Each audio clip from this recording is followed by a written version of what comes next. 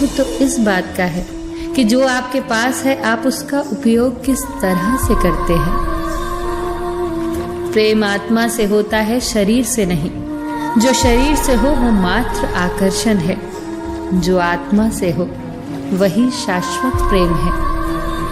प्रतीक्षा करना शुद्ध प्रेम की निशानी है। हर कोई प्रेम कर सकता है, परंतु हर कोई प्रेम में प्रतीक्षा नहीं कर सकता।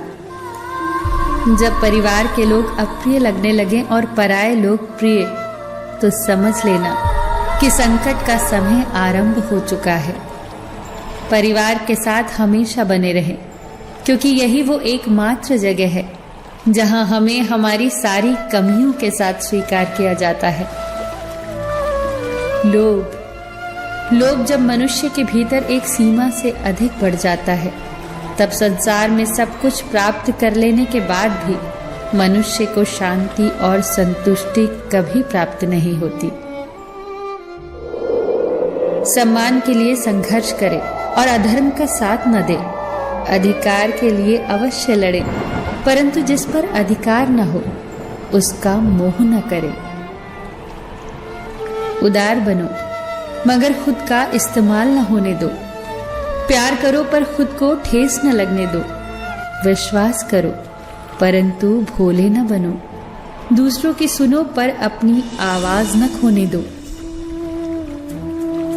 ईश्वर पर भरोसा इतना रखो कि जब आपकी इच्छा से काम ना हो रहा हो तो समझ लेना कि उसकी इच्छा है, और जब आपकी इच्छा से काम हो रहा हो तो समझ लेना कि उसकी कृपा है। वृद्ध अतीत में जीता है इसीलिए निराश रहता है, युवा भविष्य में जीता है इसीलिए निराश रहता है, किंतु एक बच्चा सिर्फ वर्तमान में रहता है इसीलिए सदैव प्रसन्न रहता है। ये सोचकर खुश रहा करो कि जो था वो अच्छा था, जो बाकी है वो बेहतर है, और जो आगे चलकर होगा वो बेहतरीन होगा। तक ले जाता है। काम का आलस और पैसे का लालच कभी तरक्की करने नहीं देता। यदि कोई आपको एक बार धोखा दे तो पूरी तरह से वो दोषी है, और यदि आप उसी इंसान से दोबारा धोखा खाओ तो अब पूरी तरह से आप दोषी हैं। एक बार माफ करके अच्छे बन जाओ, पर दोबारा माफ करके मूर्ख न बनो। इंसान उन चीजों से कम बीमार होता है जिन्हें वो खाता है, पर उन चीजों से ज्यादा बीमार होता है जो उसे खा रही होती है। घर की स्त्री अगर समझदार ना हो तो घर टूट जाता है, और घर का पुरुष अगर समझदार ना हो तो घर की स्त्री टूट जाती है। अहंकार में अंधे इंसान को न तो अपनी गलतियां दिखाई देती हैं और न ही दूसरे इंसान की अच्छी बातें। मन एक सुंदर शब्द है। मन के आगे न लगाओ तो नमन हो जाता है, और मन के पीछे न लगाओ तो मनन हो जाता है।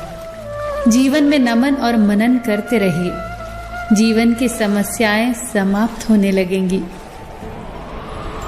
खाना खाते वक्त ये प्रार्थना जरूर करना कि जिस खेत से मेरा खाना आ रहा है उसका परिवार और बच्चे कभी भूखे न सोएं। जिंदगी में एक दूसरे के जैसा होना जरूरी नहीं है, एक दूसरे के लिए होना जरूरी है। हमेशा खुश रहना, सबका ख्याल रखना, पर अपना भी ख्याल रखना। हमेशा मुस्कुराते रहना, कभी अपने लिए तो कभी अपनों के लिए।